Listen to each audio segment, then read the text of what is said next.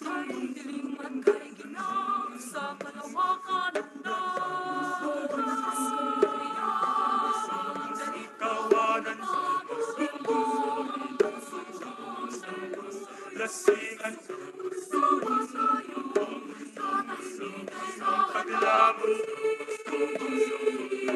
sama-sama saan ang tungo mahal mo kaibigan saan sa sadya'y hanap mo sa tahimik sa tayo'y magkasama laging sasabayan sa kaibigan laban sa natin ang layang sa umaawit lahat kapinisip tayong mamili ay kami tawon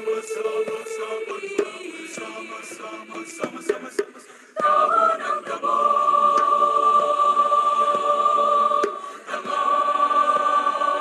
ng hangin at di mo matanaw kung saan ka dadalhin.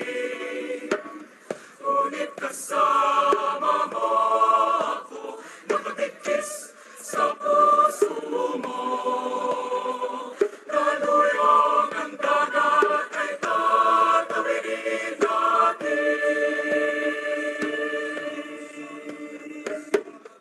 Saan ang tungo, mahal mo, kaibigan? Saan sa sadya'y hanap mo? Tatahimik, basta tayo'y magkasama. Laging sasabayan sa kaibigan laban sa isang natin ang layang sa umaawit lahat. Kapinisip tayong mamili ay kahawig. At hindi pa rin may harang ang sibat ating tatawid.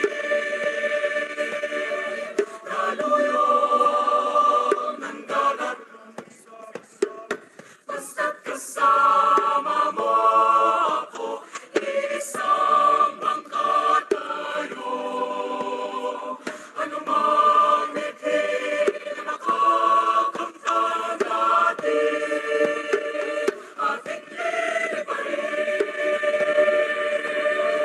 May harang ang sibat, ating tatawid. Kaluyong ng dagat basta't kasama mo ako, isang bangka tayo. Ano mang bithin ay makakamtan natin. Sama-sama magkasama, sama-sama magkasama, sama-sama magkasama, sama-sama magkasama. His hand was he not counted? With 19 senators present, Chair declares the presence of a quorum. Majority Floor Leader. Mr. President, before we proceed with the business for the day, we'd like, before we acknowledge our guests, Mr. President, we'd like to acknowledge again the recent birthday of our colleague, Senator Robin Hood Padilla, Mr. President. He just celebrated his birthday last Saturday, November 23, Mr. President. Mr. President, there are some guests present in the gallery. Guests of Senator Mig Zubiri, Secretary Arsenio Balisacan, Yusek Melbourne Pana, Yusek Cristal Uy, and Yusek Rose Edelion.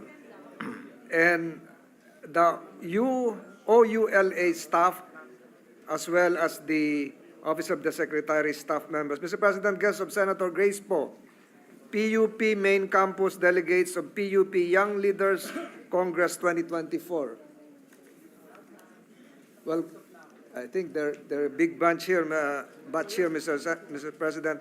Guests of the Senate of the Philippines, PUP students AB Filipino Lohia, headed by Perla Carpio. Mr. President, these are the guests present today. Welcome to your Senate. Majority Floor Leader. Mr. President, I move that we dispense with the reading of the journal of the 28th session Monday, November 4, and consider the same as approved. Any objection? Hearing none, reading of the journal is dispensed with and the same is considered approved. Majority Floor Leader. Mr. President, I move that we proceed with the reference of business. Any objection? Hearing none, Secretary is directed to comply. Messages from the House. Letter from the House informing the Senate that on 11 November 2024, it adopted the House Concurrent Resolution number 38. Concurrent Resolution authorizing the correction of Section 1 in the enrolled copy of House Bill number 9, creating additional branches of the RTC and MPC in the National Capital Judicial Region to be stationed in the city of San Juan, converting 4 branches of the RTC in Pasig City into 4 branches of the RTC in City of San Juan, appropriating funds therefore, amending for the purpose Section 14E and 27 of BP 129 as amended, in which it requests the concurrence of the Senate. The Committee on Rules. Letter from the House informing the Senate that on 12 November 2024, it passed the following House bills in which it requests the concurrence of the Senate. 10882, establishing in Maramag, Bukidnon, a South School Division Office and appropriating funds therefore. The Committee on Basic Education and Finance. 10911, establishing a national high school in Palusapis, Muñoz, and Nueva Ecija to be known as the Inday Melencio National High School, appropriating funds therefore. The Committee on Basic Education and Finance. 10884, creating a DPWH Regional Office, Bangsamoro Autonomous Region in Muslim Mindanao, and 5 new district engineering offices thereunder and appropriating funds therefore. The Committees on Public Works and Finance. 10891, renaming the San Jose Banga Dama Road, stretching from Barangay San Jose in San Miguel through Barangay Sibaon, Buyo, Tagsing, Palagon, Balibagan Este, and Inangayan in Santa Barbara, province of Iloilo as Congressman Arcadio H. Goriseta Avenue. The Committee on Public Works. 10892, naming the road from Barangay East Junction of Hermosilla Drive to Barangay North, Rizal Extension, up to Barangay Donghol, junction of Hermosilla Drive to Barangay North, Rizal Extension, up to Barangay Donghol, Donghol Lake Imelda Road, which is also referred to by the DPWH as the Ormoc Lake Imelda National Tertiary Road in Ormoc, province of Leyte, as the Benjamin Pongos Avenue. The Committee on Public Works. 10836, upgrading the district office of the LTO in Batac, Ilocos Norte from Class D to Class C, appropriating funds therefore. Refer to the Committees on Public Services and Finance. 10885, establishing in San Miguel, Zamboanga del Sur, a district hospital to be known as the San Miguel District Hospital, appropriating funds therefore. To the Committees on Health and Demography and Finance. Mr. President, for the record, Mr. What is the pleasure of the Majority Floor Leader? It would appear that some of the technical screens are not working right now in front of the members of this chamber, Mr. President.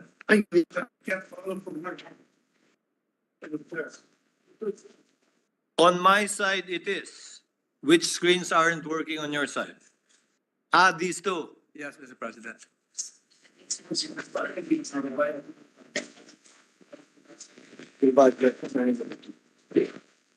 Session is suspended. House number 8905, an act granting Philippine citizenship to Grace Tanto. The Committee on Justice and Human Rights. 10867, providing better access to Muslim Filipinos pilgrims through privatization of the annual Hajj pilgrimage, amending RA 9997, otherwise known as the National Commission on Muslim Filipinos Act of 2000. Referred to the Committees on Cultural Communities and Muslim Affairs, Civil Service, Government Reorganization, and Professional Regulation. Bill on first reading, Senate number 2877, providing for a socialized and low-cost housing loan restructuring condonation program under the National Housing Authority and for other purposes, Senator Marcos. Referred to the Committee on Urban Planning, Housing, and Resettlement. Resolutions, proposed Senate Resolution 1229, directing the appropriate Senate committee to conduct an inquiry on the proliferation of online sexual abuse and exploitation of children in the country, with the end in view of strengthening existing measures to create a safer online environment for children and hold perpetrators accountable, Senator Gatchalian. To the Committees on Women, Children, Family Relations, and Gender Equality, Public Order, and Dangerous Drugs. 1230, congratulating and commending Team Philippines for dominating the 2024 International Canoe Federation Dragon Boat World Championships held in Puerto Princesa, Palawan, Senator Lapid. To the Committee on Rules. 1231, directing the Senate Committee on Public Services to conduct an inquiry on the strict implementation of MMDA Regulation 23-002 and other traffic rules and regulations following the recent traffic violation concerning on the EDSA busway. Senator Tulfo. Referred to the Committee on Public Services. 1232, directing the appropriate Senate Committee to conduct an inquiry on the irregular sale of vapes and other regulated goods in various e-marketplaces and the proliferation of fake items online in violation of RA 11967, otherwise known as the Internet Transactions Act of 2023. Senator Tulfo. To the Committee on Trade, Commerce, and Entrepreneurship.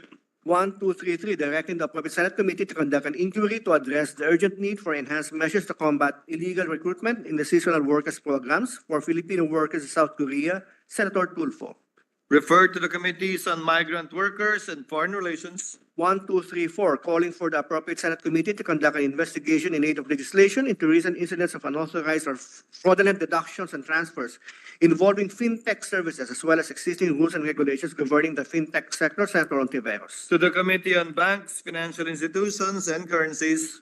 1235, commending and congratulating Filipina skateboarder Marjeline Didal for winning the Women's Division Championship at the Red Bull Buenos Aires Conquest held at the University of Buenos Aires Law School on November 9, 2024. Senator Estrada. To the Committee on Rules. Committee Report 346, jointly by the Committees on Economic Affairs, Civil Service, Government Reorganization and Professional Regulation, and Finance. On Senate number 2878, with Senators Gatchalian, Marcos, Ejercito, and Zubir as authors. An act reorganizing the National Economic and Development Authority into the Department of Economy, Planning, and Development, and reconstituting the NEDA Board into the Economy and Development Council, repealing for the purpose EO 230, Series of 87, and amending EO 292, Series of 1987, appropriating funds therefore. Recommending its approval in substitution of Senate numbers 1060, 2468, and 2483, sponsor Senator Zubiri. To the calendar for ordinary business. Additional reference to business, message of the President. Letter of His Excellency President Ferdinand R. Marcos, dated 29 October 2024, certifying to the necessity of the immediate enactment of House Number 10800, an act appropriating funds for the operation of the government of the Republic of the Philippines from January 1 to December 31, 2025. To the Committee on Rules. Bill on first reading, Senate Number 2879, an act establishing the Basulta Autonomous Region. Senator Padilla. To the Committees on Local Government, Electoral Reforms, and People's Participation and Finance. Resolutions. Proposed Senate Resolution 1236, directing the appropriate Senate Committee to conduct an inquiry on the unauthorized transactions, financial losses, and existing laws, rules, and regulations related to mobile wallet applications and digital banks. Senator Villar M. Referred to the Committee on Banks, Financial Institutions, and Currencies. 1237, directing the proper Senate Committee to conduct an inquiry on the reports that rape and acts of lasciviousness were the top violations committed against Filipino children in 2023. Senator Binay. Referred to the Committee on Women, Children, Family Relations, and Gender Equality, Justice, and Human Rights. 1238, directing the Senate Committee on Energy to conduct an inquiry into the Energy Regulatory Commission's performance-based regulation approach, specifically the adoption of the as-commissioned method as opposed to the as-spent method for power transmission and distribution. Senator Escudero. To the Committee on Energy. Committee reports. Committee Report 347 by the Committee on Local Government on House Number 7406, an act amending sections 23, 50, 52, and 50 of RA 11689, the revised charter of the City of Baguio, recommending its approval with amendments. Sponsor Senator Ejercito. To the calendar for ordinary business. 348, submitted by the Committee on Local Government on House Number 707, declaring July 8 of every year special non-working holiday in the City of Isabela, Province of Basilan, in celebration of the feast of Saint Elizabeth of Portugal, to be known as Fiesta Alegria de Isabela, recommending its approval with amendments. Sponsor Senator Ejercito. To the calendar for ordinary business. 349 by the Committee on Local Government on House Number 7008, declaring March 7 of every year special non-working holiday in the province of Basilan in commemoration of its foundation anniversary, to be known as the Araw ng Basilan, and in recognition of the Tenun Pakaradian as the official festival of the province of Basilan, recommending its approval without amendment. Sponsor Senator Ejercito. To the calendar for ordinary business. 350 by the Committee on Local Government on House Number 5828, declaring January 29 of every year special non-working holiday in Santa Maria, Bulacan, to be known as Francisco Santiago Day in honor of the life and music of Filipino musician and composer Francisco Santiago. Recommending its approval with amendments, sponsor Senator Ejercito. To the calendar for ordinary business. 351 by the Committee on Local Government on House Number 5831 declaring November 8 of every year special non-working holiday in Quezon in commemoration of the death anniversary of Revolutionary Hero Apolinario de la Cruz, popularly known as Hermano Poli. Recommending its approval with amendments, sponsor Senator Ejercito. To the calendar for ordinary business. 352 by the Committee on Local Government on House Number 5832 declaring September 14 of every year special non-working holiday in Santa Cruz Occidental, Mindoro in celebration of the Feast of the Holy Cross, recommending its approval with amendments, sponsor Senator Ejercito. To the calendar for ordinary business. 353 submitted by the Committee on Local Government, House Number 5837, an act declaring March 30 of every year special non-working holiday in the city of Puerto Princesa in commemoration of its declaration as the City of the Living God, recommending its approval with amendments, sponsor Senator Ejercito. To the calendar for ordinary business. 354 by the Committee on Local Government on House Number 5836, declaring June 24 of every year special non-working holiday in Balayan, Batangas in celebration of the Parada ng Lechon, recommending its approval with amendments, sponsor Senator Ejercito. To the calendar for ordinary business. 355 by the Committee on Local Government on House Number 5833, declaring November 22 of every year special non-working holiday in Santa Maria, Bulacan to be known as Joseng Batute Day in honor of the life and literary work of Filipino poet and writer Jose Corazon de Jesus, recommending its approval with amendments, sponsor Senator Ejercito. To the calendar for ordinary business. 356 by the Committee on Local Government on House Number 5556, declaring July 22 of every year special non-working holiday in Kawit, Cavite in commemoration of its Foundation Day, recommending its approval with amendments, taking into consideration Senate Number 1356, sponsor Senator Ejercito. To the calendar for ordinary business.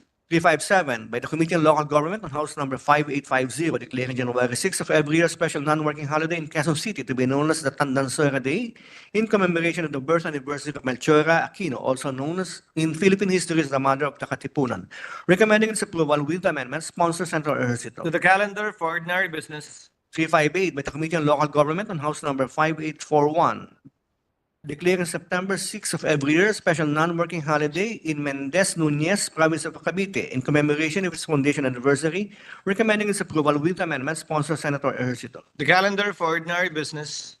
359 by the Committee on Local Government on House Number 9771, declaring April 25 of every year special non-working holiday in the city of Isabela, Basilan, in commemoration of its Charter Day anniversary to be known as the Araw ng Isabela de Basilan, Araw ng Sakayan, recommending its approval with amendments, sponsor Senator Ejercito. To the calendar for ordinary business. 360 by the Committee on Local Government on House Number 5846, an act declaring September 21 of every year special non-working holiday in San Mateo, Rizal to be known as the Araw ng Bayan ng San Mateo in commemoration of its foundation anniversary, recommending its approval with amendments, sponsor Senator Ejercito. To the calendar for ordinary business. 361 by the Committee on Local Government on House Number 5852, declaring April 1 of every year special non-working holiday in Santa Cruz, Occidental, Mindoro to be known as the Araw ng Santa Cruz in commemoration of its foundation anniversary, recommending its approval with amendments, sponsor Senator Ejercito. To the calendar for ordinary business.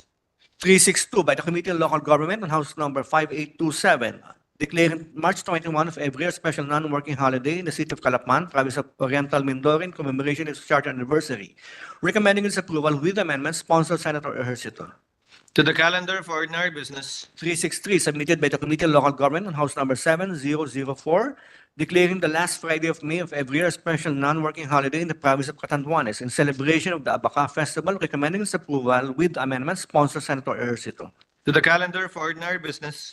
364 by the Committee on Local Government on House Number 5847, declaring November 28 of every year a special non-working holiday in Sarangani in commemoration of its foundation anniversary, recommending its approval without amendment, sponsored Senator To Ejercito. the calendar for ordinary business. 365 by the Committee on Local Government on House Number 6158, declaring October 27 of every year a special non-working holiday in Sarangani in recognition of the unique contribution of the indigenous peoples of Sarangani to the rich and diverse cultural heritage of the Philippines, recommending its approval with amendments, sponsored Senator Ejercito.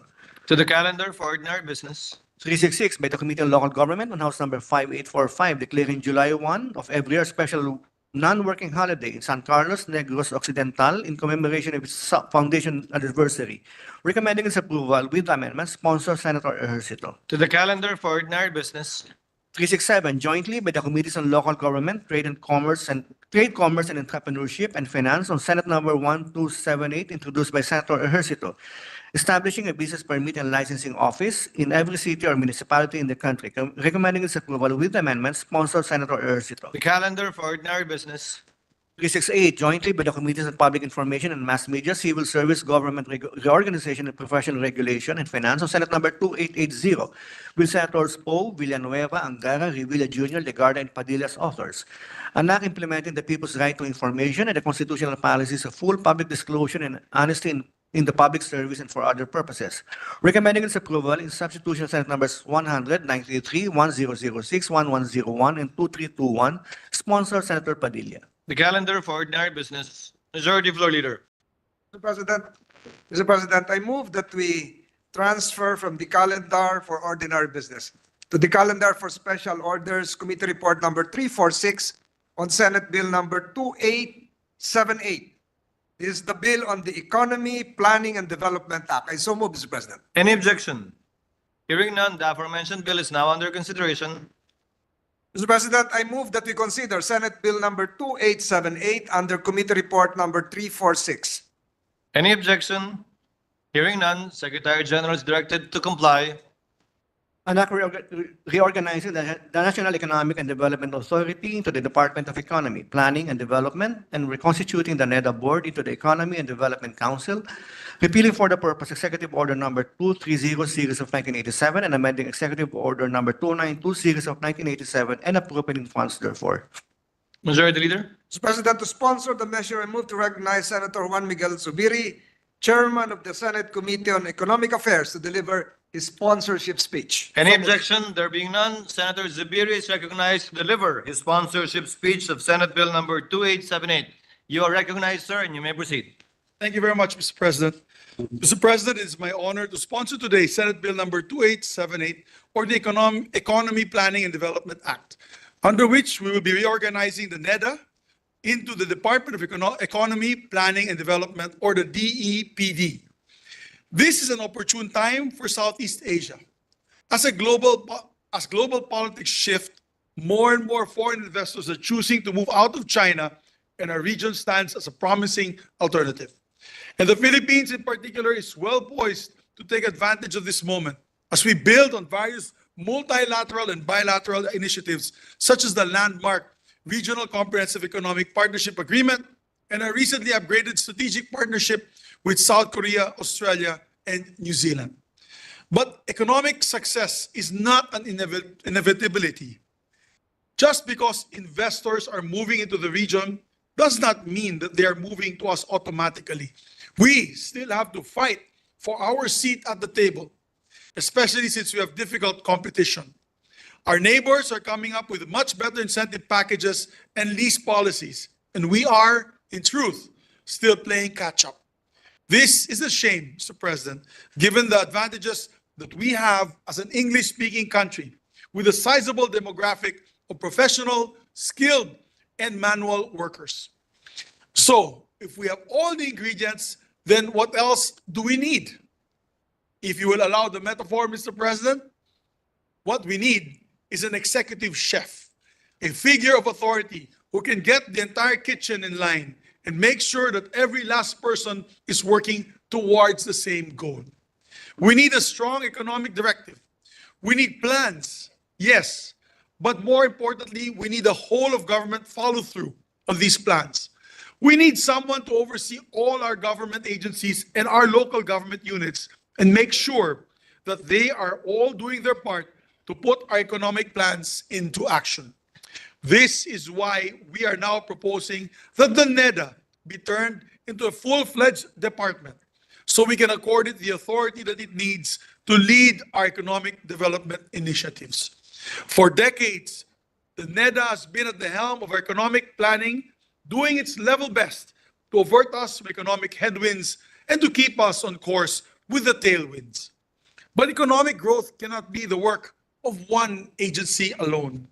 To date, NEDA sits in over numerous interagency bodies and councils, underscoring its vital role in shaping the nation's economic and social development.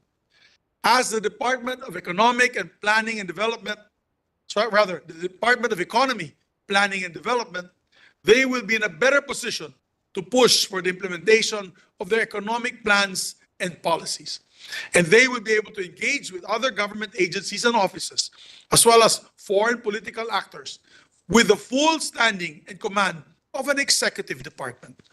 The reorganization will institutionalize the expanded powers and functions of the agency, facilitate the organizational restructuring necessary for the agency to deliver this expanded mandate, and to place the DEPD on equal footing with other executive departments, further resulting in an easier coordination, implementation, and monitoring of plans and projects. Furthermore, Mr. President, the reorganization will result in the agency's transformation into a more efficient and effective apparatus of government, particularly in fulfilling its role in the public sector management. The department will give the agency a stronger mandate to ensure that there is planning and budgeting linkage. Under this bill, we also push for a stronger regional presence for the DEPD, as we will establish regional offices that can focus on particularities of our regional economies. We do have, Mr. President, NEDA regional offices and corresponding regional development councils at the moment, but the DEPD regional offices will have an expanded role in the policy making of respective local government units. Apart from monitoring the alignment of local priorities and national plans, they will also have a hand in more granular matters, such as evaluating project and program proposals, the land use plans in the region, among others. The bill mandates that the DEPD to ensure the alignment of and coherence of national, subnational, sectoral, spatial policies, plans, programs, and projects. Development has to sprout from the ground up. It is not wise, effective, nor sustainable to draw up a big picture plan without first considering what is happening on the ground. That disconnect, Mr. President, my dear colleagues, will naturally lead to poor implementation. We have to anchor our economic plans with the reality of our regions and our people. The establishment of the DEPD and its regional offices will be vital to this regard. Mr. President, with the reorganization of NEDA into DEPD, I suspect that foremost in the minds of our colleagues is the question of whether there are new agencies to be created. Mr. President, my dear colleagues, there is none. We're not creating a new monster or any agency that you may call it. Mr. President, the DEPD will just retain all the agencies under or attached to the NEDA. Another concern would be the budgetary impact. With the expanded powers and functions of DEPD, will it necessitate its staffing pattern, or shall it be adjusted as well? Fortunately, Secretary R.C. Balisacan, our secretary, being a true GI, or genuine Ilocano, will only ask for an additional 170 new positions or staff at the 2025 compensation level, which will amount to a small sum of 116 million. However, we did not put this in the bill yet, as the staffing pattern will be the subject of approval of the DBM and can just be requested in the succeeding budget cycle. The other salient provisions of the bill are, number one, it expands the functions of the committees under the Economy and Development Council, or ED councils, which will replace the current NEDA board chaired by the President. Number two, it rationalizes and streamlines the membership of the ED councils and its committees. Number three, it mandates the ED council and its committees to meet regularly on a quarterly basis or as frequent as necessary. And lastly, number four, provides the President with the authority to create additional or abolish existing committees under the Council and reorganize members thereof. Mr. President, the NEDA has been an invaluable part of the country's economic development over the years. Even our own former Senator and now Secretary of Finance, Secretary Ralph Recto, was a member of this chamber. He was also a Secretary of NEDA, to show the importance of this agency. Indeed, I want to thank and salute Secretary R.C. Balisacan and the whole NEDA team who are with us today for all the work that they do for our country. And I know that they can do more. And as DEPD, they will be empowered to do more for us. So, Mr. President, I hope to have the support of our colleagues in securing the passage of this measure. Maraming salamat po, mga kababayan and dear President. Thank you, Senator Subiri. Majority Leader. Mr. President, Senator Lauren Ligarda, I believe, and Senator Sherwin Gatchalian would like to insert their co-sponsorship speeches for this measure, Mr. President. Senator Joel Villanueva would like to deliver a co-sponsorship speech. Senator Joel Villanueva is hereby recognized. Thank you, Mr. President. Thank you, Majority Leader. Mr. President, esteemed colleagues, it is my honor and privilege to co-sponsor Senate Bill number 2878 under Committee Report number 346, or the Economy, Planning, and Development Act. We thank the distinguished sponsor of the measure, the hardworking chairperson of the Committee on Economic Affairs, who is not listening to me, Senator Mig Subiri, for this very important piece of legislation. Ginoong Pangulo, napakahalaga po ng katungkulang ginagampanan ng NEDA na siya pong nangunguna sa pananaliksik, pagbabalangkas, at pangangasiwa ng mga plano at polisiya para po sa pag-unlad ng ating bayan. Ang mga planong ito ang gumagabay sa ating pamahalaan sa paglalatag ng mga estratehiya upang matugunan ang mga suliranin kagaya ng kahirapan at kakulangan sa trabaho. NEDA also plays a pivotal role in identifying key sectors and projects that will drive economic growth, facilitating public-private partnerships and coordinating programs across government agencies to ensure that developmental goals are met and policies are effectively and efficiently implemented. Ginoong Pangulo, NEDA also chairs the Trabaho para sa Bayan Interagency Council created by Republic Act number 11962, which was principally authored and sponsored by this representation.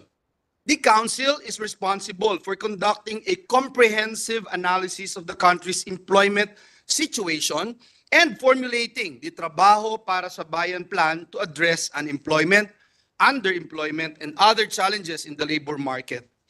Ang TPB plan po ang master plan ng ating bansa pagdating sa paglikha ng trabaho. We cannot emphasize enough the significance of NEDA in the pursuit of this endeavor. Hence, the passage of this bill reorganizing the NEDA into the Department of Economy, Planning, and Development and reconstituting the NEDA Board into the Economy and Development Council is crucial towards ensuring that the agency has all the necessary tools to effectively execute its expanded mandates and pursue enhanced policy coherence to achieve our economic and development goals. Ginoong Pangulo, sa pamamagitan po ng panukalang ito, mas mapapaigting pa ang koordinasyon sa mga stakeholders, kasama na ang people's organizations, lokal na pamahalaan at pribadong sektor upang masiguro na ang kanilang mga pangangailangan at suhestyon ay isinasaalang-alang sa pagbalangkas ng mga plano para po sa pambansang kaunlaran. Kaya naman po inihahayag po natin sa bulwagang ito ang ating buong suporta sa pagsasabatas ng Senate Bill number 2878 at nagpapasalamat po tayong muli sa ating sponsor Senator Mig Subiri sa pagsusulong sa panukalang ito. Maraming salamat, Ginoong Pangulo. Pagpalain po tayong lahat ng ating Panginoong Diyos. Thank you, Senator Villanueva. Majority Leader. Mr. President, Senator De La Rosa would like to have his co-sponsorship speech be inserted into the records likewise, Mr. President. The co-sponsorship speech of Senator De La Rosa is hereby inserted into the records. Mr. President, I move that we suspend consideration of Senate Bill number 2878.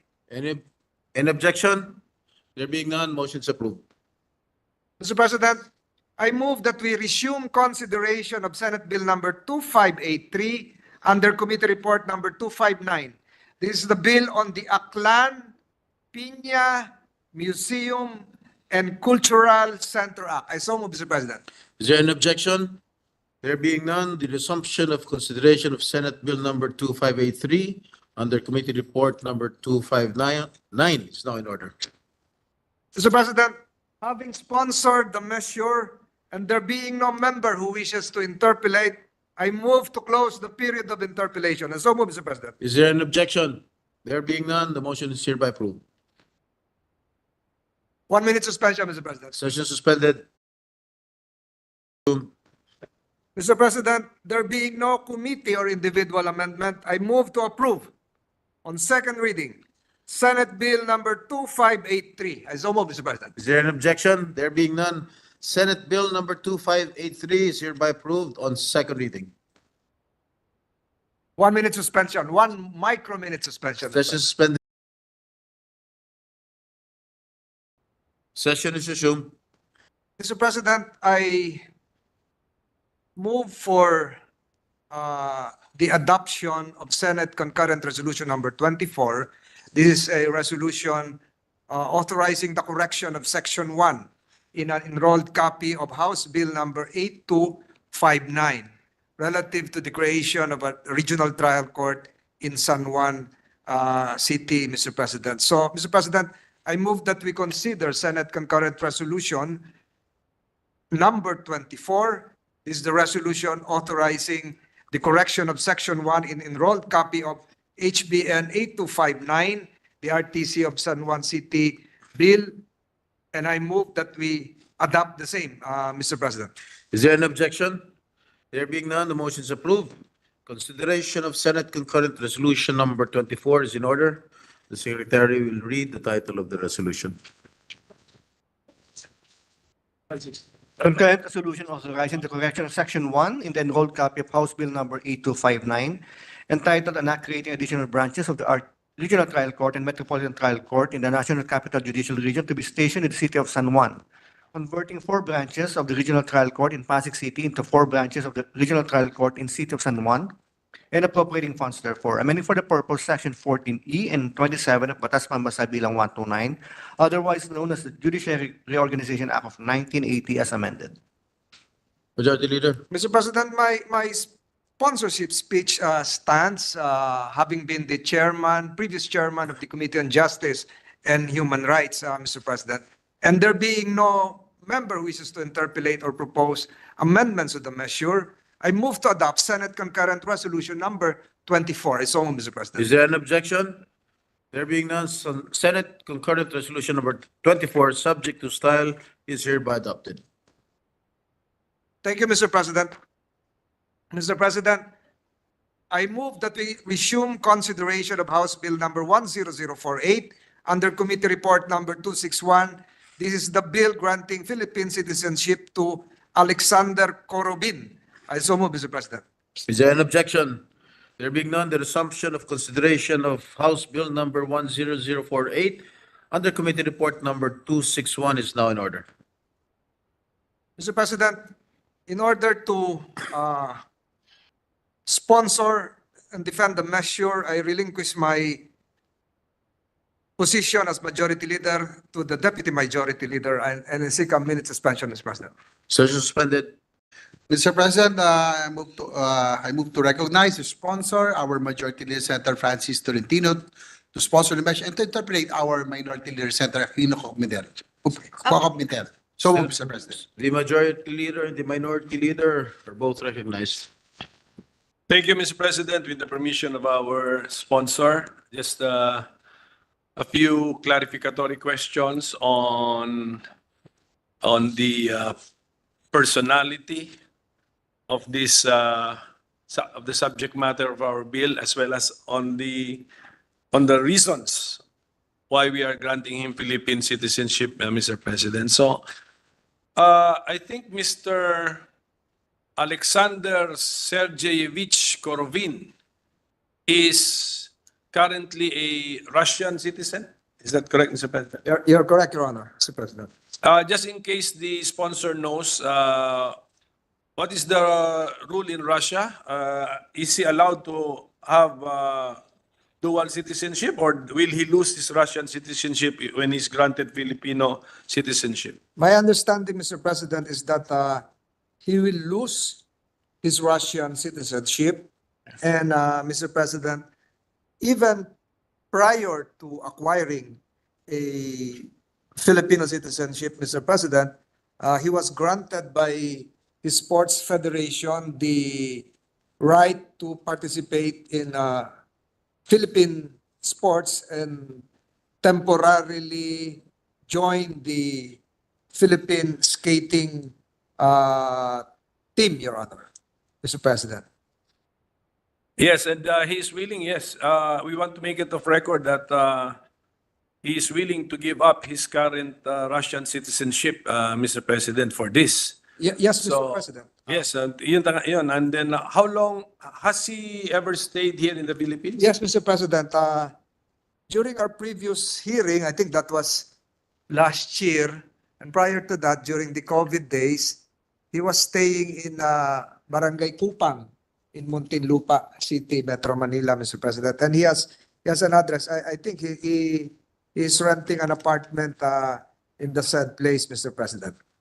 I have been informed, Mr. President, that he is a sports figure, Mr. President. May we know what sport? This is skating, Mr. President. He is a decorated elite figure skater from Russia with several accomplishments. One Grand Prix medal. This is the highest level of skating competition. Silver in the 2018 Stake America, and 5 medals on the International Skating Union Challenger Series. And I understand, Mr. President, just 2 weeks ago or 3 weeks ago, he won a silver for the Philippines together with his partner, Isabella Gomez. Mr. President, he won last November 22. Was November 22, and it's just November 25, just 3 days ago. He just won another medal for the country, Mr. President. And for the record, Mr. President, even without being asked, Skater Gomez, his partner, is a grandniece of one of our former colleagues here. Ms. Gomez is a granddaughter of the former dean of the University of the Philippines, UST dean of School of Medicine, and a grandniece of one of our colleagues here, Freddie Webb, Senator Freddie Webb. If I may interject, with Yes, permission of the minority leader. What is this, ice skating or regular skating? Ice skating, Is there no ice skating in Russia? Mr. Is President? there no ice skating in Russia? They have. So why does he want to represent the Philippines, not his home country? He has become, he is now close to the Philippines, having been a figure in shaping likewise the talents of Miss Isabella Gomez, who I just mentioned a while ago is a grandniece of Senator Freddie Webb. And he is really very interested in our country because he has lived here. He has stayed here during the post-COVID days, and he wants to develop But it's only skating here. 3 years ago? Yes, They were going to grant him Philippine citizenship just like that? but It's only 3 years. he has represented the country more than 3 years, Mr. President. Yes. Wasn't he recruited by his home country to represent Russia? He was originally playing under the Russian flag, but he personally requested that he be allowed to play under the Philippine flag, and he was granted that request was granted by the Russian Skating Federation, which and Winter Olympics and skating is a sport which would allow release of nationals playing under a flag. So he's really interested in becoming a Filipino because for him, the Philippines is where he can train young kids as what was called during the committee hearings. And he has shown an affinity to several Filipino figures who took care of him, including Mr. Gary Ramirez, Diane Cheng, May I know how old is this Mr. Alexander? How do you pronounce this? Alexander Corovin. Kurovin. How old is he? He is now 30 years old. 30 years old. Yes. How many years will he be active in ice skating? Yes, I also asked that question, Mr. President. How many years I more is think left? he still has some 7 or 8 years. All right. to- After 7 or 8 years, after he retires from ice skating, where will he go? I think he will be involved in teaching young kids here. Well, we have skating rinks, Mr. President. SM South Mall, we have MOA, we have Mega Mall, Mr. President. How sure are you that he's going to teach our young skaters? Well, Mr. President, that has been Was that his commitment to teach our young skaters I asked after him. his retirement from I asked him, skating? Mr. President, and I think he's now doing that. Aside No. from Ms. Games, he is teaching other Filipino skaters likewise to be part of the Philippine team, Mr. President. And the prime consideration here, Mr. President, is he has shown really a dedication and love for our country, Mr. President, by really being here when he is not training abroad. In fact, tonight, Mr. President, he will be here. He will be here tonight. He will be arriving tonight.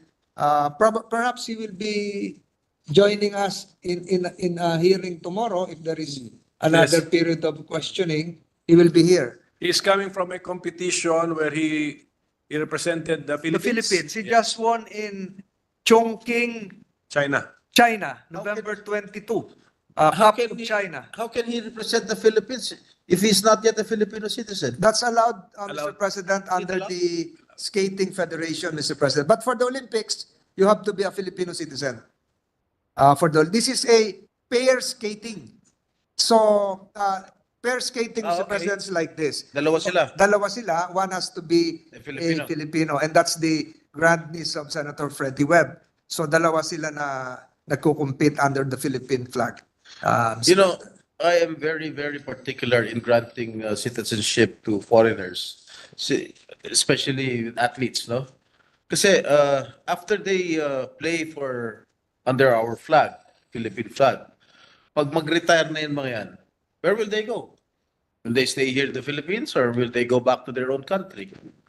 I also raised that question, Mr. President. That's They why don't even know how to recite the Philippine national anthem. We grant Philippine citizenship. Napakamura ng ang pag-grant ng Philippine citizenship sa atin. Yung mga Pilipino na sa ibang bansa, hirap na hirap kumuha ng citizenship sa Amerika, sa ibang bansa. Pero tayo, dalawang houses lang kakausapin mo, House of Representatives sa House of the Senate. After they play for us, they won't reside here, they won't stay here, they won't help the Filipinos here. Yun lang naman yung sa akin. Okay, they play under our flag, we win championships.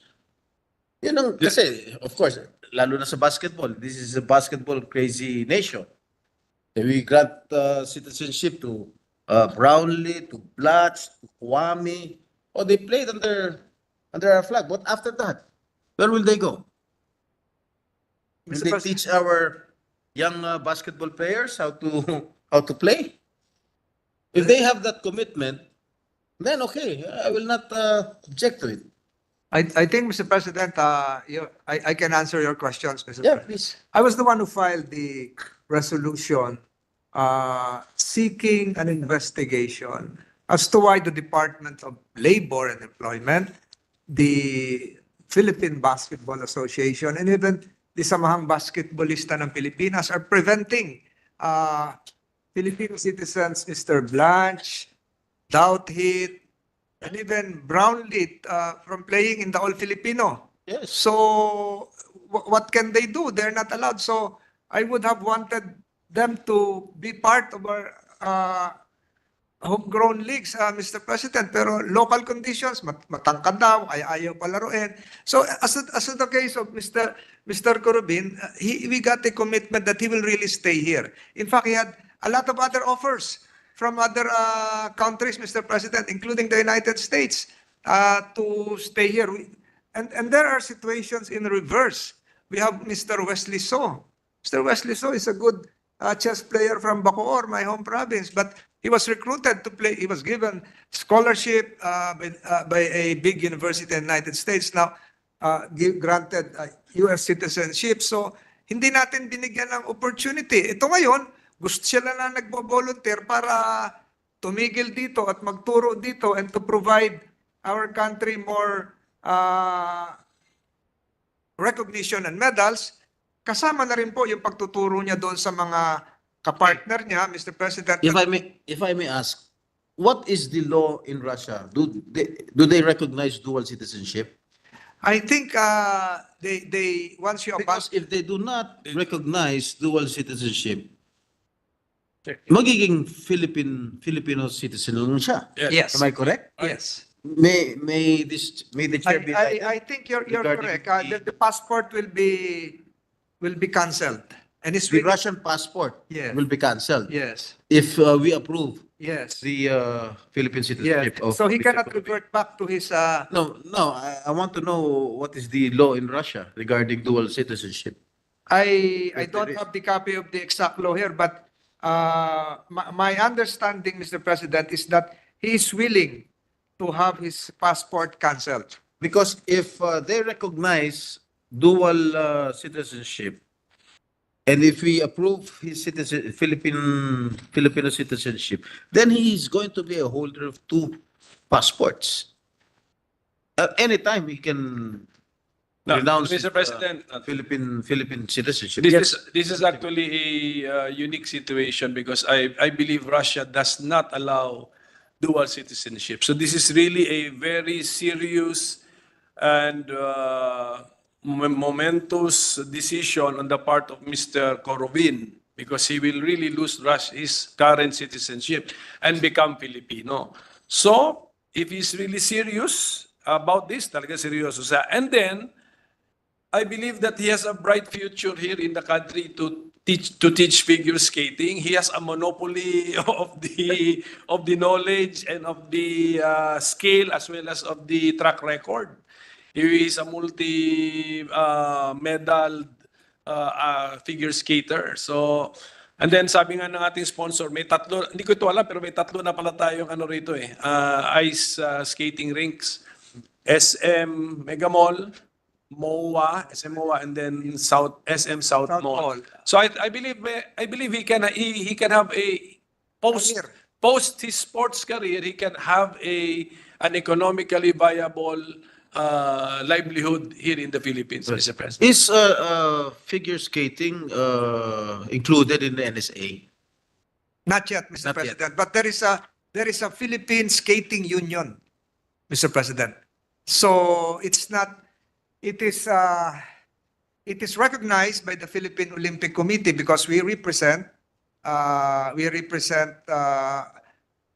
We provide. There used to be also from Muntinlupa a certain Mr. Michael Martinez who represented the Philippines. Is figure skating included in the event in the Olympics? Yes. All right. Yes, Winter Olympics. Even in the Southeast Asian Games, wala. Wala po sa South. Wala sa Wala tayong ano. Sa Asian Games, wala rin. I think we have, once upon a time, I recall there was a skating in Japan, Mr. President. Hindi ko na ma-recall kasi Well, I agree with the statement of the minority leader. Big If risk. there is no law, if they do not recognize dual citizenship in Russia, that is a Big decision, yes. a big decision that he has to make. It's either to choose between his home country and the Philippines. Huwag mo siya Russian ambassador. Well, if that is the case, I will not object because if his home country does not recognize dual citizenship, then that is his decision to be a Filipino citizen. then we can look for a Filipina wife for him, Mr. President. Maybe we can ask Senator Robin Hood Padilla to find a wife for him to look for. What is important, Mr. President, is the partner is Filipina, and probably there is the quotation marks on transfer of technology or the knowledge about the sport soon, and possibly we can probably make the Guinness Book of World Records that the Philippines will win its first gold medal in the Winter Olympics, Mr. President.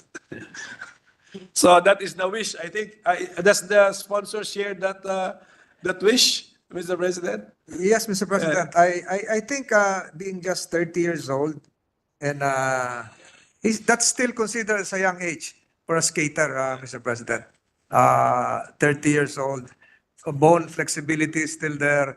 The acumen is still there. So, Mr. President, just as a additional information, Mr. President, Mr. Korobin was a member of the Russian national figure skating team for 3 seasons, 2017 to 2020. So he waited for 24 months to Yeah. represent the This Philippines. one question, with the Yes. indulgence of the minority leader. How did he come here? How did he go here?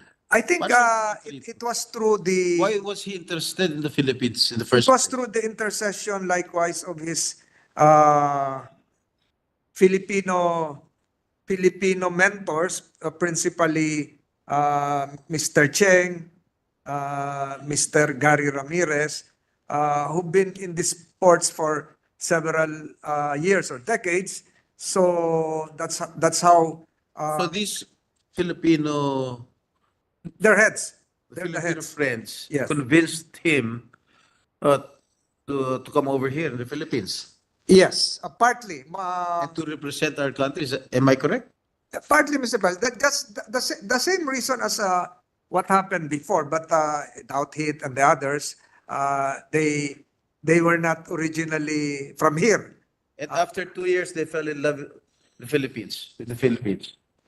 Correct? Kasi gusto niya na rito. He's applying for Filipino citizenship. And is So na-in-love na sa bansa natin. and perhaps, Mr. President, this is setting politics aside. This is perhaps a showcase for us that this guy who came from a very quote unquote undemocratic regime would probably have realized that democracy and freedom flourishes in this pearl of the Orient, Mr. President. Having seen perhaps the vibrancy of our democracy here, gusto na niya dito. Ayaw na niya bumalik kay Mr. Putin. Well, is that the reason why he Hindi lang, wants hindi lang to yan. be Filipino citizenship? Because his hometown is undemocratic? No, hindi lang yan, Mr. President. Meron kasing isang note dito na meron siyang kukunin pa sanang isang papeles para makasuporta doon sa layunin niyang tumigil dito na hindi na niya makuha kasi sumiklab na yung digmaan ng Ukraine at Russia. Kaya gusto niya sa isang lugar na tahimik at Sigurado ba siya tahimik dito? mas siguro mas magulo Mas sa tahimik. kanila. Ha? Wala nang fast food dun sa kanila. Mas tahimik. Everything is relative, Mr. President. So that would be all my questions, Mr. President. At least establish natin that mabigat na decision dito on the part of Mr. Corovin. And if he's willing to make it, let's give him a chance. And at the same time, we are giving the country a chance to also develop our interest in winter sports, especially figure skating. Maniwala kayo o hindi, marami interesado sa figure skating. Meron na akong nalapitan ako ng isang solo parent na may special child. Yun ang wish ng kanya special child, mag-skating. At sinulatan ko ang SM. They granted my request ng SM Cares. Meron pala silang SM Cares Foundation. They arranged a coach for the child.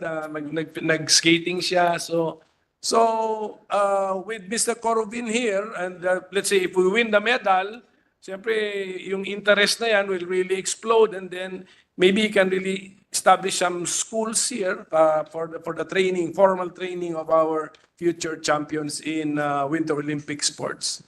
So Yes, Mr. that would be great, Mr. President. Pinapakita natin the flexibility, the multi-talent of the Filipino. Imagine mo, winter sports. Magkaka-medal po tayo.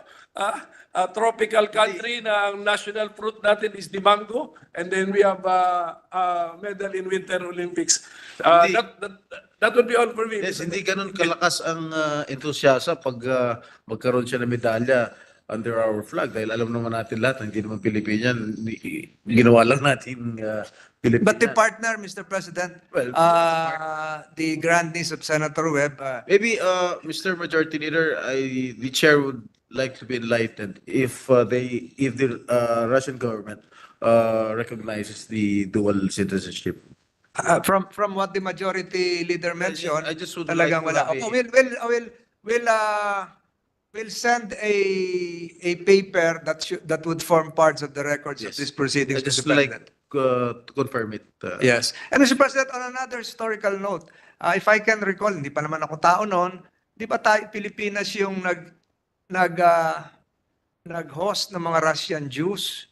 No, talagang malapit sa atin din ang Russians. At sa amin po sa Tagaytay noon, Mr. President, kung familiar kayo sa People's Park in the Sky, yung baba po noon, agricultural land po yun. Isang tao lang po nag-alaga, Russian.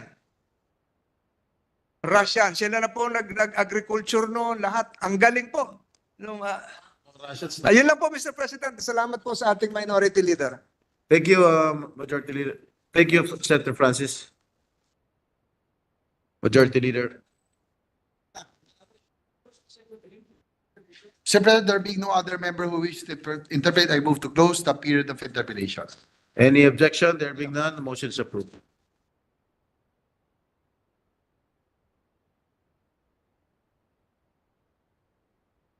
Mr. President, there being no committee or individual amendment, I move to approve on second reading, House Bill number 10048. So move, Mr. President. Is there an objection? There being none, the motion is approved. House Bill number 10048 is hereby approved on second reading. I move that we suspend consideration of House Bill number 10048. An objection? There being none, motion is approved. Mr. President, Minority Leader, seeking the floor. While the topic is still fresh, just for full transparency, we checked with the Russian embassy, and the feedback from the Russian embassy is that they allow dual citizenship, Oh. Mr. President. So our initial input was mistaken, Mr. President. Thank you. So he will be a holder of two passports. That's a problem for me.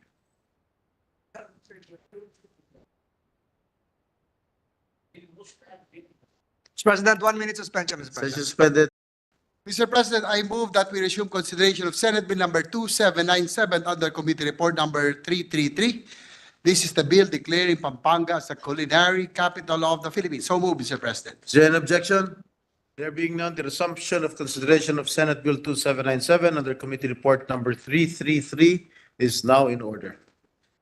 Mr. President, having sponsored the measure, I move to open the period of interpellation and recognize the sponsor, Senator Mark Villar, and to interpellate our minority leader, Senator Aquilino Coco Pimentel. So move, Mr. President. Hearing no objection, the period of interpellation is in order. Senators Mark Villar and Coco Pimentel. Yes, are thank hereby you. recognized. Please proceed. Thank you, Mr. President. With the permission of our sponsor, I've noticed that this bill was introduced by Senator Manuel Lito Lapid. So who can object to such a good intentioned bill, Mr. President? So this will be a very brief but friendly interpretation, but hungry for information, Mr. President, about the bill.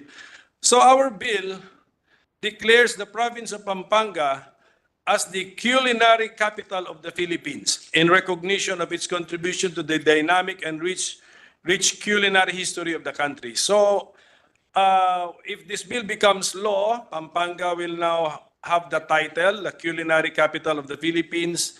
But will this law prevent other regions or LGUs or places in our country from aspiring to be also designated as some food or culinary center or hotspot of the Philippines? No, it does not prevent any other areas, any municipalities, provinces from declaring, from honoring their own culinary history. But I think this is, so it does not diminish, this bill does in no way diminishes the culinary excellence or culture of other areas. But of course, this bill is, the intention of this bill is to honor the culinary excellence, which I think we can all agree here, the culinary excellence of Pampanga, which we know for its, which is well known for its food. I'm sure everyone here knows that very well. At the same time, I think this bill is needed so we can honor this legacy, and it will help a great deal also in the promotion of their tourism. So for me, it does not diminish in any way the cultural, the culinary culture of other areas. It merely seeks to promote and, of course, honor the culinary history and the culinary contribution of Pampanga. Yes, with that clarification, Mr. President, that this is not an exclusive title, that Pampanga will not monopolize any culinary related, food related titles by other areas. I have been clarified, Mr. President. So I fully support this bill of Senator Lito Lapid, Mr. President, because we also there is also some samples there in our lounge, Mr. President. So yes, our senses, especially our sense of taste, really confirmed the dynamic and rich culinary history of the province of Pampanga. And so we thank whoever provided us with the Kapampangan dishes in the Senator's Lounge. We thank them for this is parang ito, this is hindi lang po ito para tayong this is a 3D experience eh. Hindi lang ito, we're not just talking about it, we are also tasting it or living it out, Mr. President. So maraming salamat po to our sponsor for the patience of our sponsor. And we welcome, for the record, we welcome former President Gloria Macapagal Arroyo. He's also, yes, the former president is there in our lounge also partaking of the delicious Kapampangan dishes there, Mr. President. Thank you. Thank you. Mr. President, Senator Villanueva seeking the floor. I move that he be recognized. Senator Villanueva is recognized. Mr. President, this is not to ask further questions on this particular measure that we are deliberating upon, but we just wanted to put into the records of this August chamber that despite the fact that there are so many Bulacan delicacies and dishes that we are very proud of, we also feel that when you talk about the culinary aspect of cuisine, we definitely take into account the prowess and the popularity of Kapampangan culinary. And as being attested by so many members of this August chamber the past few days in the Senate lounge, I would just like to put into the records our sincerest thanks and gratitude to our neighbor province, the great province of Pampanga, for also giving us the opportunity, Mr. President, na yung dishes po nila, yung cuisine nila, na i-share po doon sa katabing lalawigan, sa dakilang lalawigan ng Bulacan. Kaya tayo po ay sumusuporta sa panukalang batas na ito. Maraming salamat, Ginoong Pangulo, at ino-congratulate po natin ang mga authors ng panukalang ito, Mr. President. Thank you. Thank you, Senator Villanueva. Leader. Mr. President, next is Senator Juan Miguel Zubiri, seeking the floor. I move that he be recognized. Senator Subiri is recognized. Thank you very much, Mr. President. Thank you very much, Majority Leader. Mr. President, mine is a manifestation of support because I just want to read verbatim a text message last Saturday, November 16, by, as most of you know him as Kulas. We made him a Filipino citizen, becoming Filipino. Ninong Sen Migs, what was the restaurant in Pampanga with the good food I mentioned? I remember that you kept mentioning about how great the food was in Pampanga. So I gave him the name. It's the name of the restaurant is called Binulo restaurant. Sarap yun. Kasi sarap ng kanilang buro. Meron na ba sa Tagaytay? Mas swerte mo. Napakaswerte ng Tagaytay. Pero aside from Binulo, there are hundreds of amazing culinary experiences that you can visit in Pampanga. I'm a big fan. You know, my family is originally from Negros Occidental. We moved to Bukidnon. But I know Negros has its also all share of very good food. We all know Iloilo has its share of good food. Region 6, now it's NIR in Region 6. Mindanao also has some claim to fame on some of the food in certain areas of Mindanao, in Zamboanga, in Davao, in Northern Mindanao.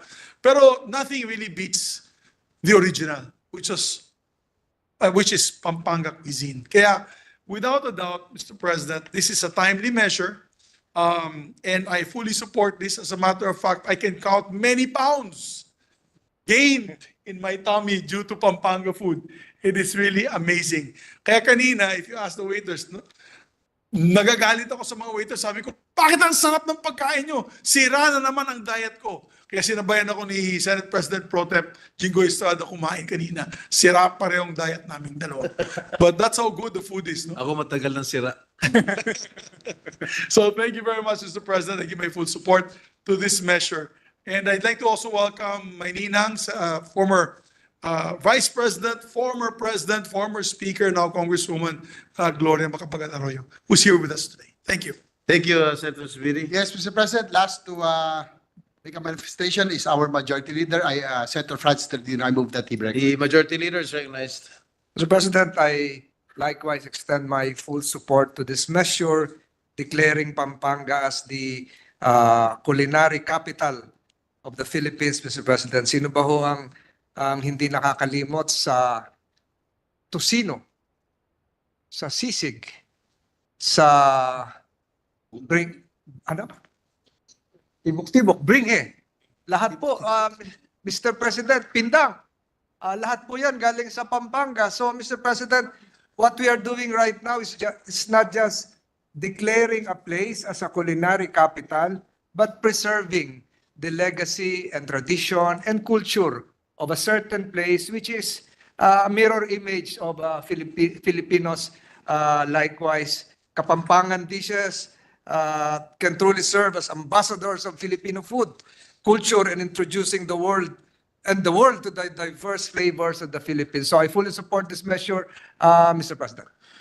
Thank you, Senator Tolentino. The chair would also like to express his full support to the bill on hand.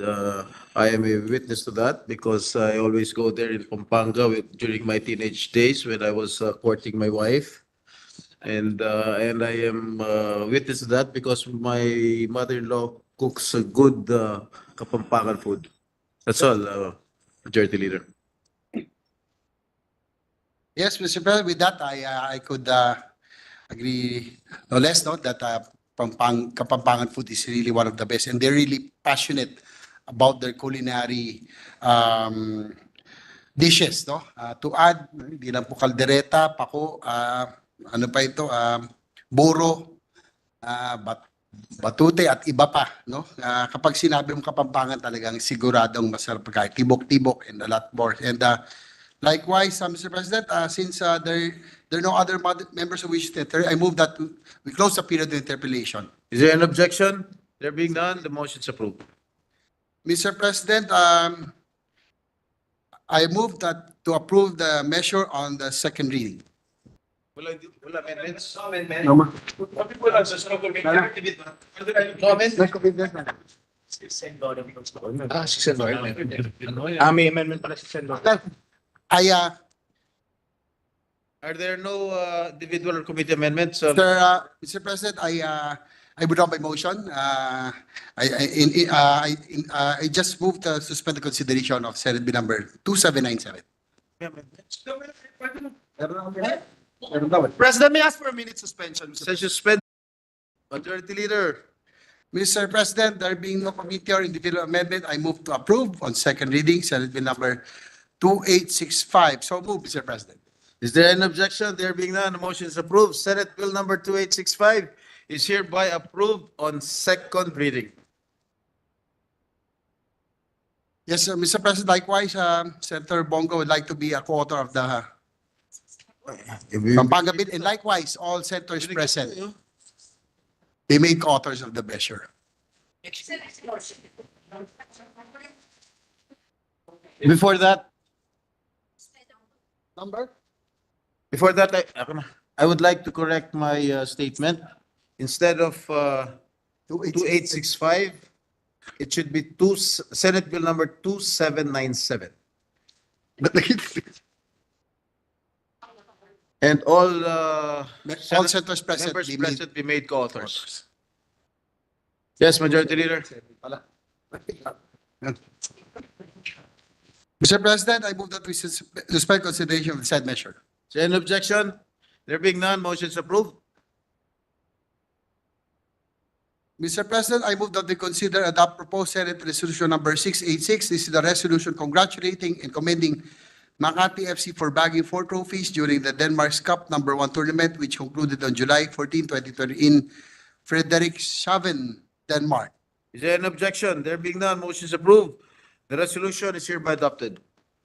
Mr. President, I move that we consider adopt proposed Senate Resolution number 750, resolution congratulating and commending Vanessa Sarno for winning 3 golds at the 2020 Asian Youth and Junior Weightlifting Championships held in New Delhi, India. Is there an objection? There being none, motion is approved. The resolution is hereby adopted. Mr. President, I move that we consider and adopt proposed Senate Resolution number 687. This is the resolution congratulating and commending Robin Brown for capturing the Philippines' first gold medal at the 2020 Asian Athletics Championship held in Bangkok, Thailand from July 12 to 26, 2023. Is there an objection? There being none, motion is approved. The resolution is hereby adopted.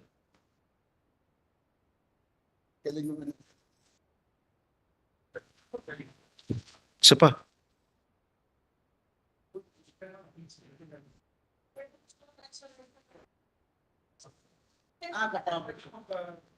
Minute suspension, Mr. President. Session suspended. Resume.